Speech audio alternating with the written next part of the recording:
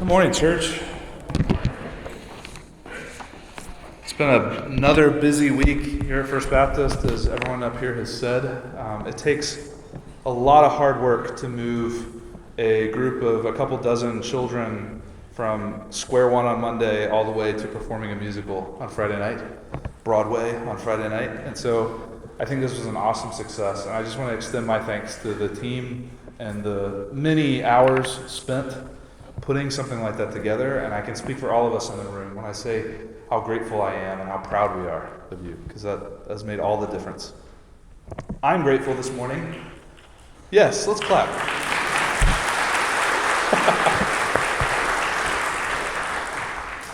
I'm grateful this morning to address you again for the second time in a row. Ever since January, when our interim started and the search for our next senior pastor began in earnest, I've spoken with quite a few of you who've expressed to me how much they appreciate the chance to hear different preachers every Sunday. And so to you, I'm sorry that I'm here again. But there is something to that, right? There's something special about hearing a lot of diversity up here, a diversity of perspectives and styles and personalities. And I think that it's been great for me and for many of the others who we've invited to be a part of this service. I've said it before, I don't take this opportunity lightly. I don't take this opportunity that is also a responsibility lightly. And no one should, but especially for someone like me who's practicing preaching and interested in preaching, the chance to fill this pulpit on a Sunday. And this pulpit in particular, because you all know me and yet love me and are patient with me and are gracious with me. That means the world. It's an incredible gift. There's a risk, too, during an interim. And it's always serious. It's serious. It's not often manifest. But we need to mention it anyway, because we can get used to having a kind of novelty, a different face every week, can't we? And when we do, we might start listening a bit more to our preferences for a certain style or a certain personality, because chances are, as pastors revolve, you will get your token set of favorite qualities every so often. And someday soon, we're going to be welcoming a pastor who will likely occupy this post on most Sunday mornings, and we'll have thoughts about that person's preaching too, about how they sound, about what they say. We'll have a lot of thoughts about how long it takes for them to say it. And so we need to remember that these preferences that we have for things that you might like about me or dislike about me, for example, those things are inevitable. But they can distract us, if we're not careful, from something much more significant that is happening in this moment, which is the proclamation of God's Word. This isn't motivational speaking. This isn't 6 steps from a 33-year-old about living your best life. It's none of that. This is about the proclamation and instruction and the hearing of words that are not my own.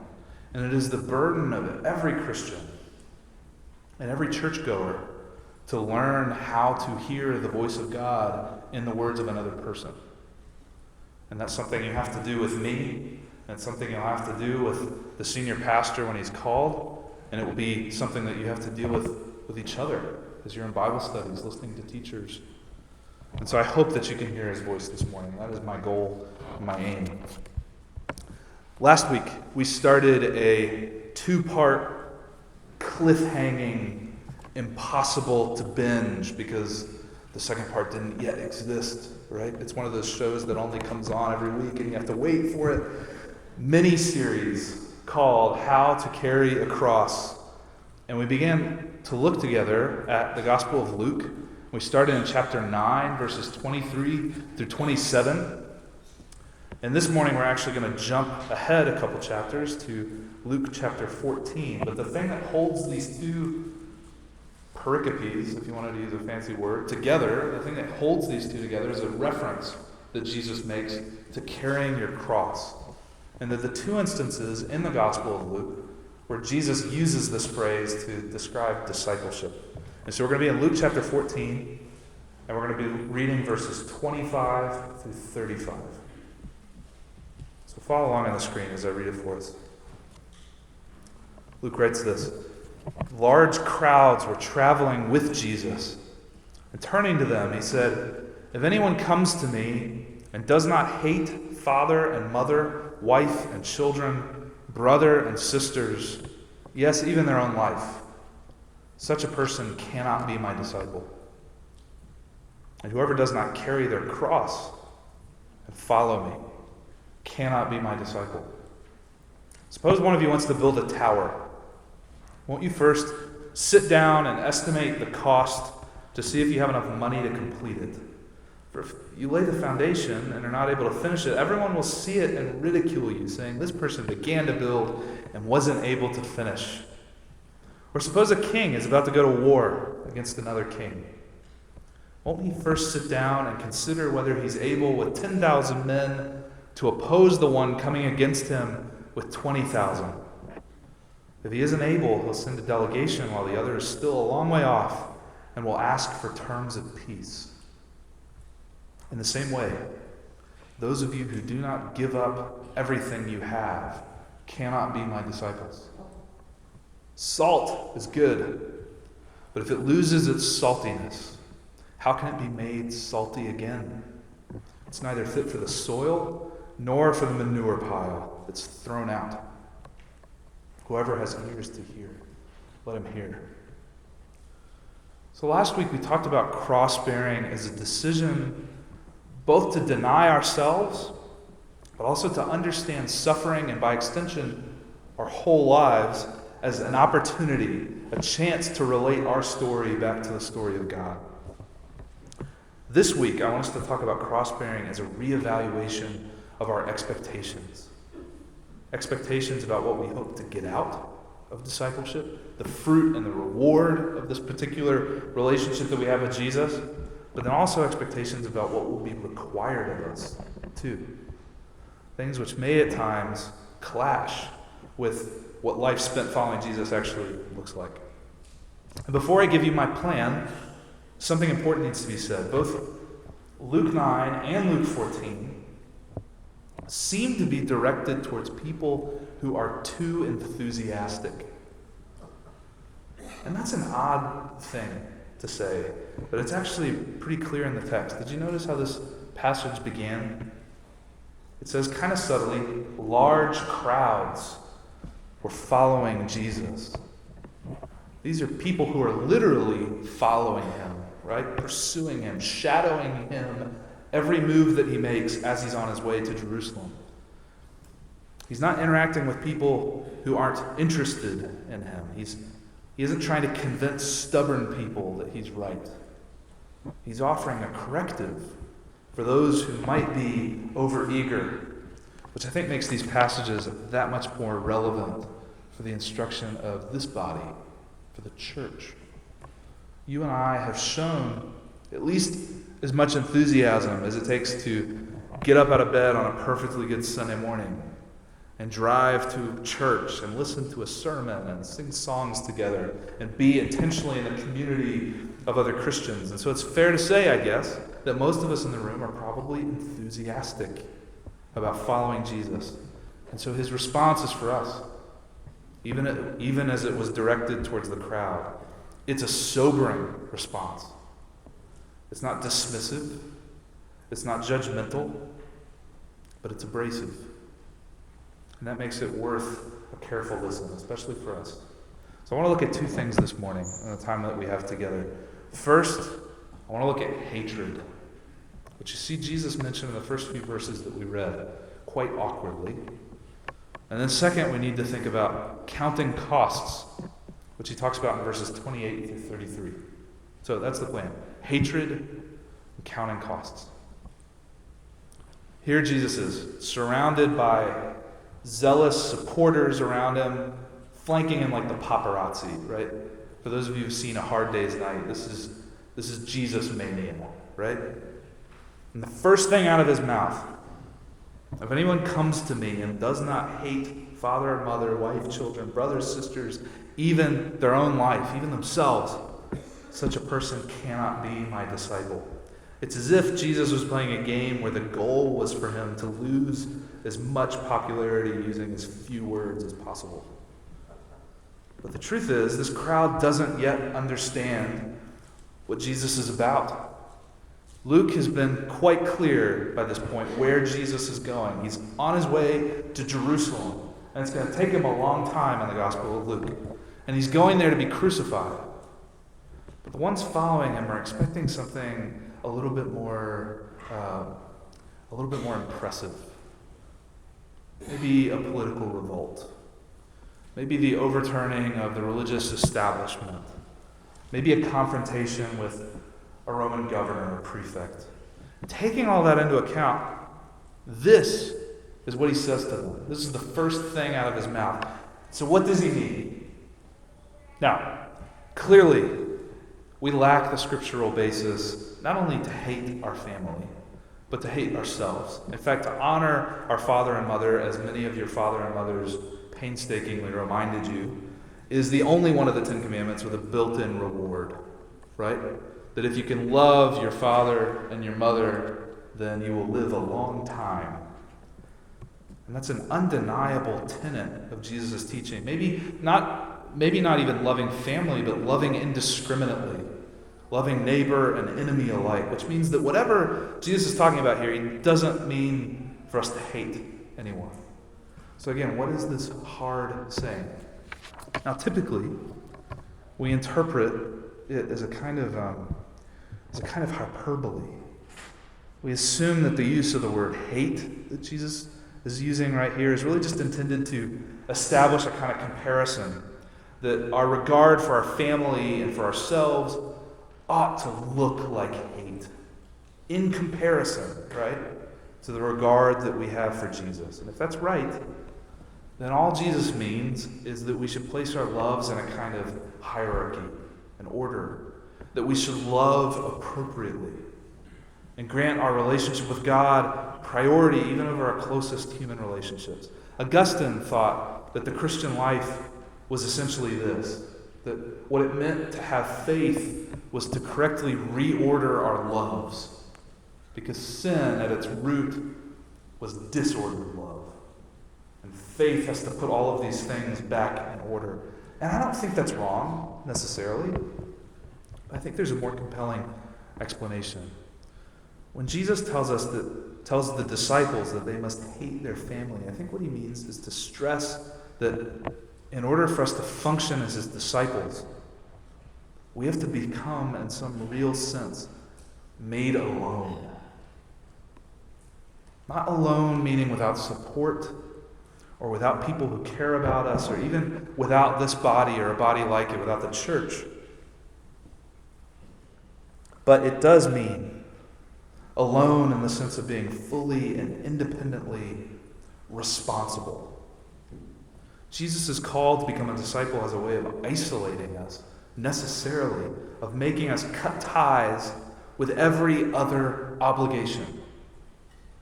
And that's because the only way a person gets to become a disciple, or to live as a disciple, is by making a decision for themselves that only they can make. There was a kid at VBS who asked me, as sincerely as I've ever heard it asked before, if the fact that her parents and grandparents were Christians had anything to do with whether she was a Christian. And I told her that it makes conditions as optimal as possible, right? That it is an immeasurable gift to grow up in a Christian household. But without these precedents, which are luxuries really, these role models, this heritage of faith, still the only way to come to Jesus is by a decision that you make yourself. Or just self, as my 1-year-old is fond of saying. Self.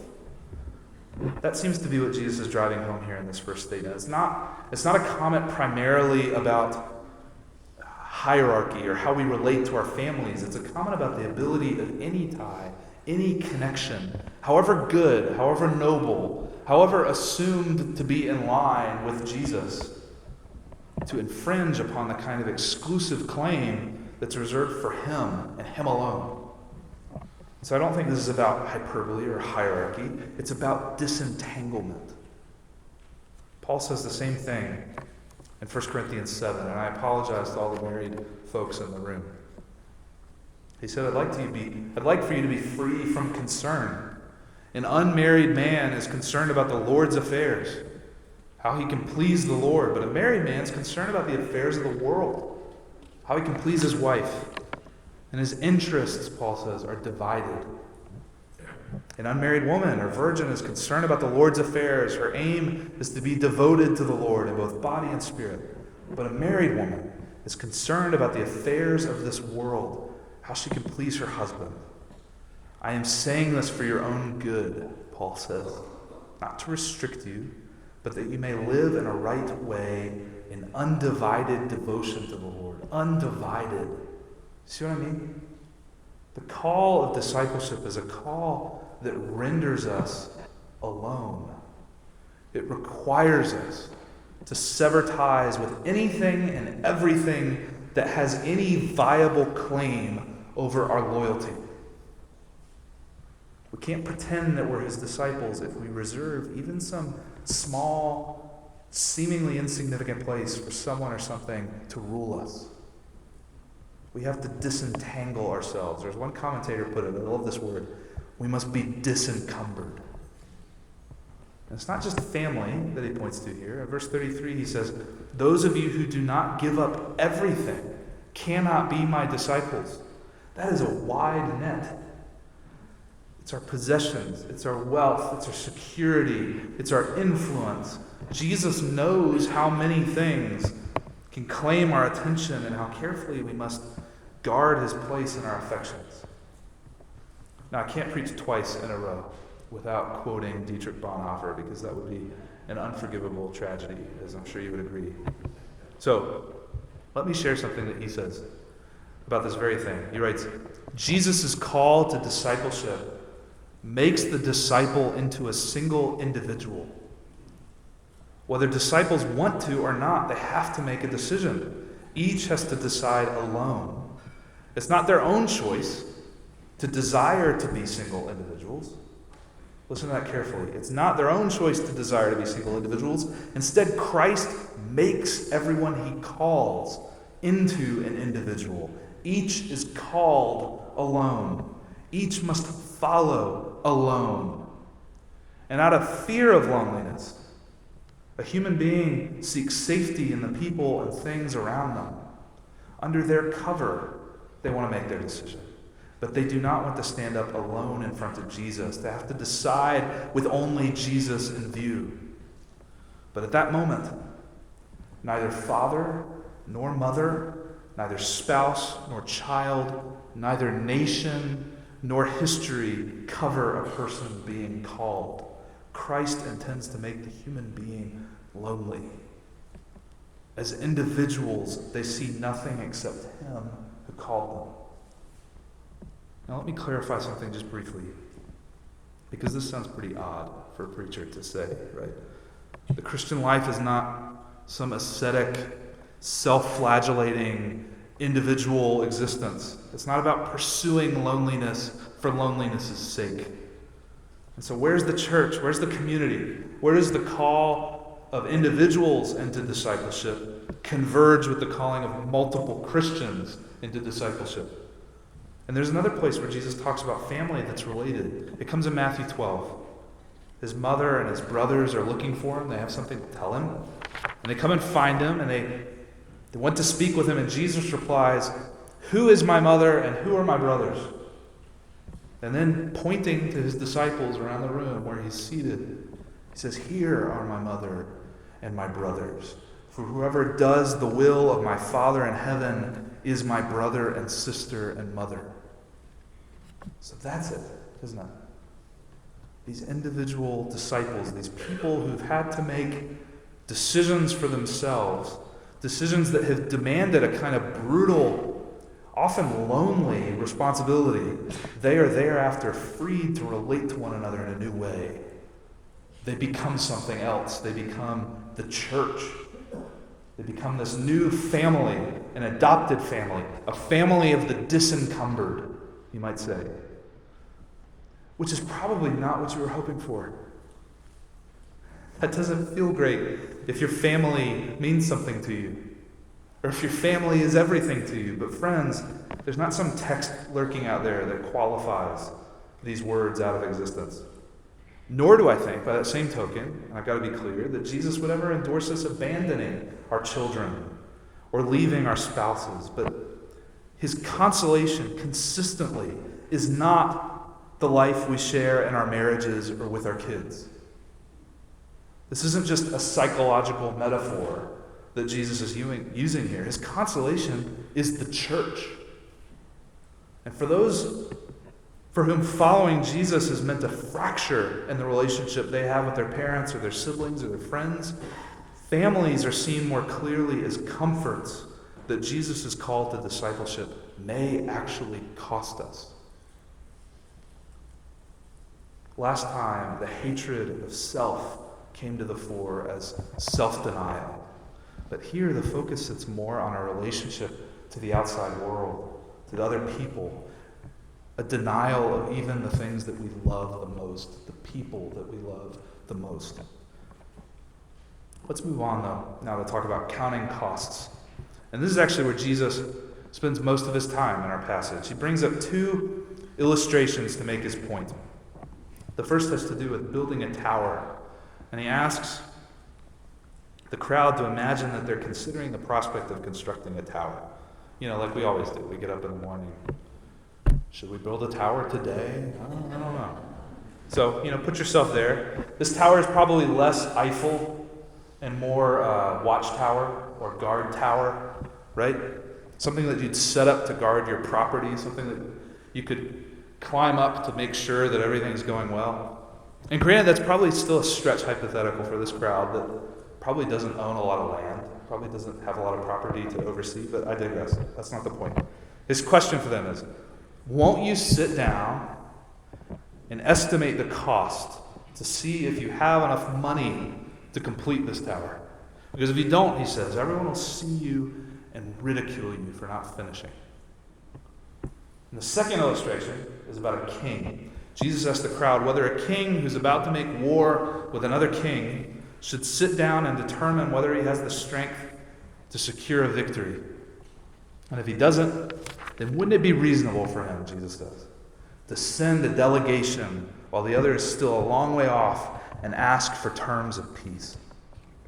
Now, taken together, it's likely that these two parables are playing a kind of double duty, because not only are they trying to teach his enthusiastic crowd something about what it means to follow him, but they're probably also subtle jabs at King Herod, who as a ruler was often trying to build towers that he couldn't afford and wage wars that he couldn't win.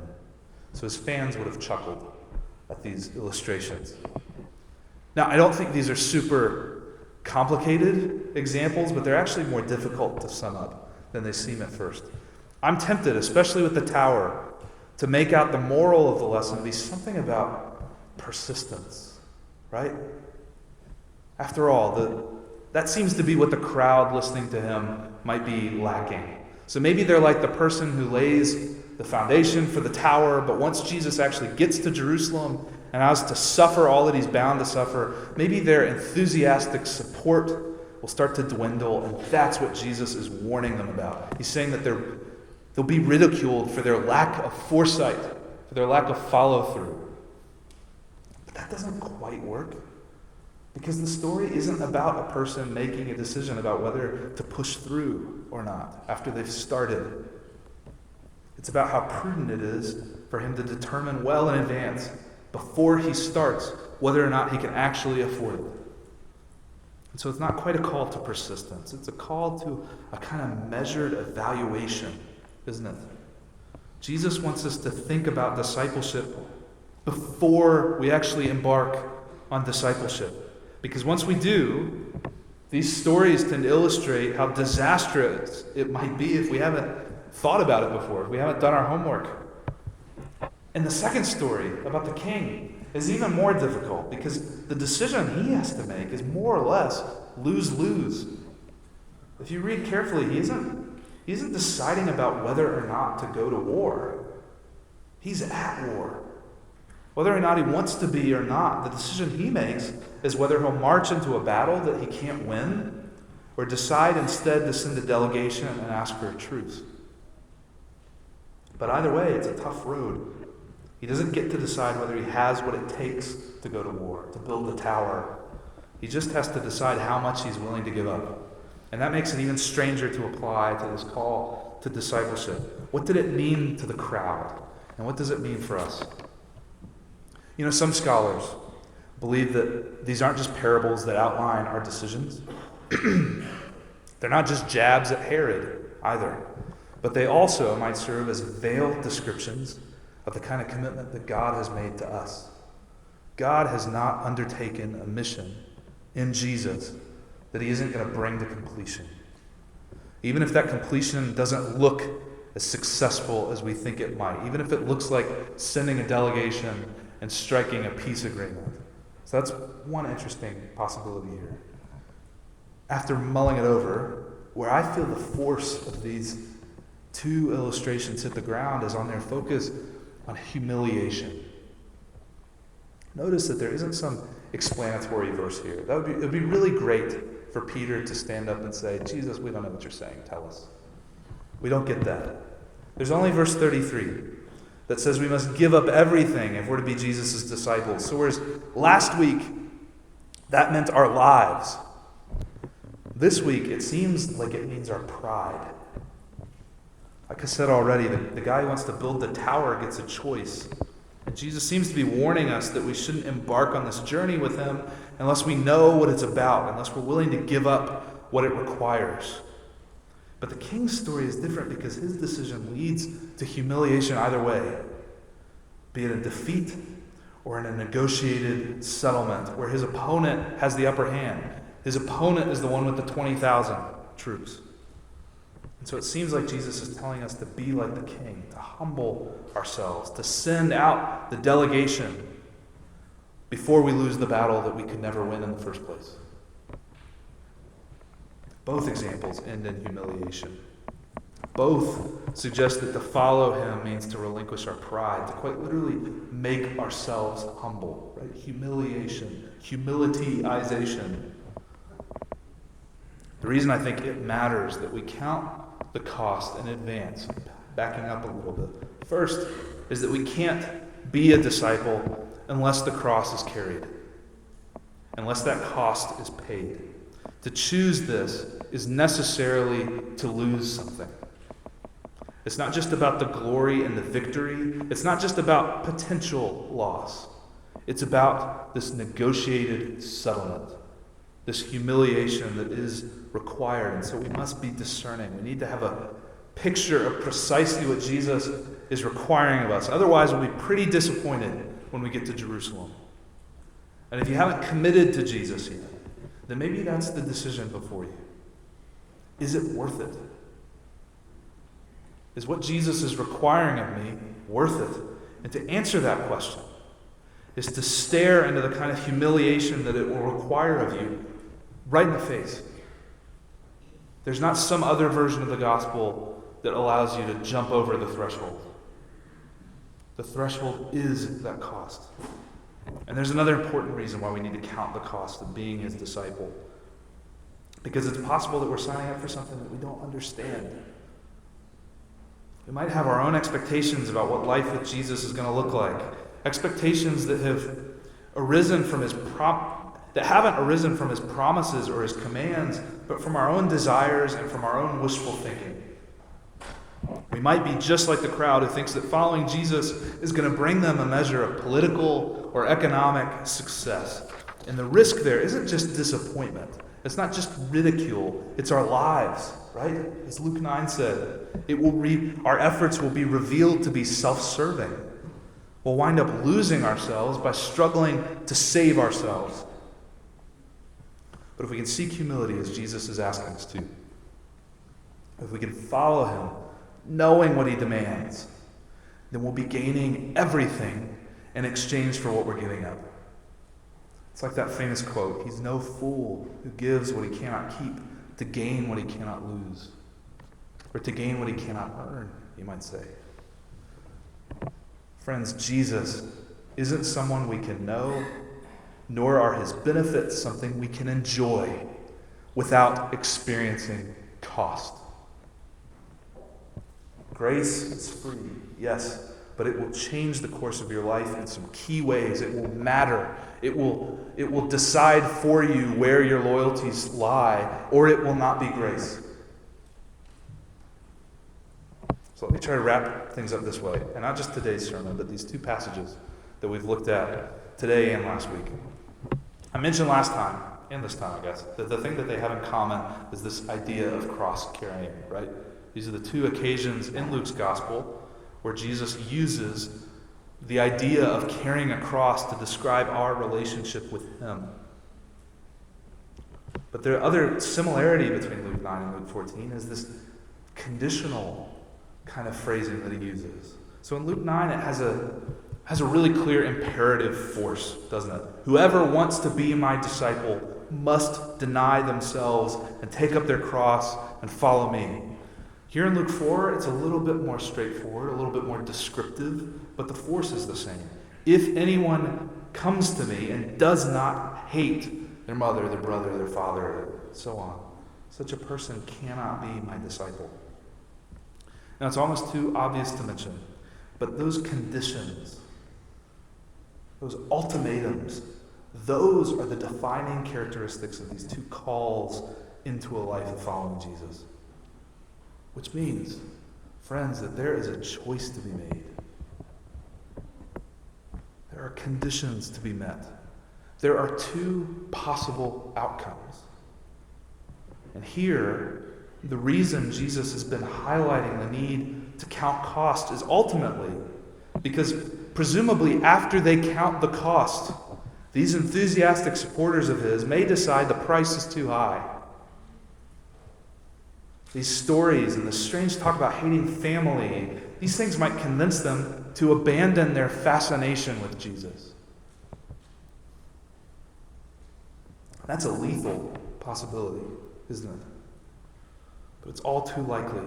It's impossible to take this any other way. Decide now what you're willing to pay. Because just like the salt that loses its flavor, enthusiasm, interest, fascination, habit, that stuff isn't worth putting in the dirt. Church, this is obviously not Jesus' attempt at lowering the bar of entry. This is Jesus' challenge to those who would come and follow him, and doing so will be demanding. It's a word of caution, a warning that there's a way to be initially drawn to him and his mission before fully grappling with what it may require. So for so many of us, for people who think that their life is about their own self-gratification without any shame or remorse, then this life of self-denial is not the least bit attractive. To someone who savors the ability to make decisions for themselves, following Jesus isn't desirable.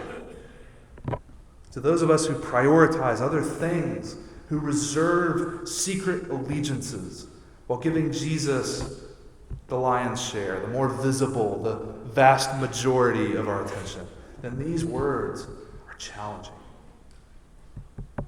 And that's the kind of choice that we're offered today and every day.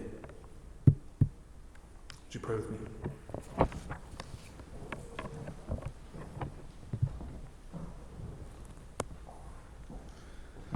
Father, you're a good God, and we thank you for being here. We thank you for your Spirit's work in our hearts, convicting us and bringing to light and editing and refining this experience that we have of listening to your word proclaimed.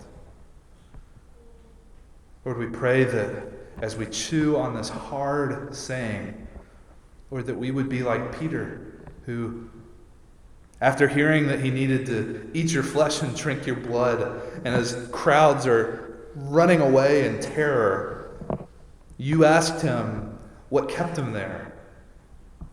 And he said, where would we go? Because you have the words of life. And so I pray that these hard words would be words of life. I pray that we would see the call to discipleship not as a burden to be ignored, but Lord, as the only way to reach this negotiated peace.